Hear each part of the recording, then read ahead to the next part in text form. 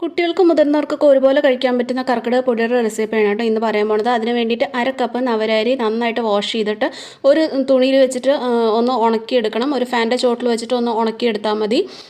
പിന്നെ അതിലേക്ക് വേണ്ടത് ഒരു 1/4 കപ്പ് മുതിരയാണ്. പിന്നെ ഒരു 1/4 കപ്പ് റാഗി. ഇതെല്ലാം ഇതുപോലെ തന്നെ കഴുകിയിട്ട് ഉണക്കാനായിട്ട് വെക്കണം. എള്ള് ഒരു 1/4 കപ്പ് വേണ്ടി വരും. പിന്നെ ഒരു 1/2 കപ്പ് ചെറുപയറും. ഇത്രയും സാധനങ്ങൾ കഴുകി ഉണക്കി മാറ്റി വയ്ക്കുക. പിന്നെ ഒരു പാനിലോട്ട് ഒരു 1/2 കപ്പ് അവിൽ നന്നായിട്ട് ഇതുപോലെ പൊടിയുന്ന വരെ നന്നായിട്ടൊന്ന് വറുത്തെടുക്കുക. അതിനുശേഷം ഒരു 1/2 കപ്പ് ബാദാമും ഇതുപോലെ വറുത്തെടുക്കുക. പിന്നെ ഇതിലേക്ക് ഒരു 1/4 കപ്പ് കാഷ്യൂനട്ടും വറുത്തെടുക്കുക. അതിനുശേഷം നിലക്കടലയും അതുപോലെ വറുത്തെടുക്കുക. അതിനുശേഷം നമ്മളിവിടെ കഴുകി ഉണക്കി വെച്ചിട്ടുണ്ടായിരുന്ന എല്ലാ സാധനങ്ങളും നമുക്ക് ഇതുപോലെ തന്നെ നന്നായിട്ട് വറുത്ത് മാറ്റി വയ്ക്കുക. ഞവരരി, എള്ള്, മുതിര, റാഗി എല്ലാം ഇതുപോലെ നന്നായിട്ട് വറുത്തിട്ട് മാറ്റി വയ്ക്കുക. ഇതെങ്ങനെയാണ് വറുത്തെടുക്കേണ്ടതെന്നുള്ള ഡീറ്റെയിൽ റെസിപ്പി നമ്മുടെ ചാനലിലുണ്ട്.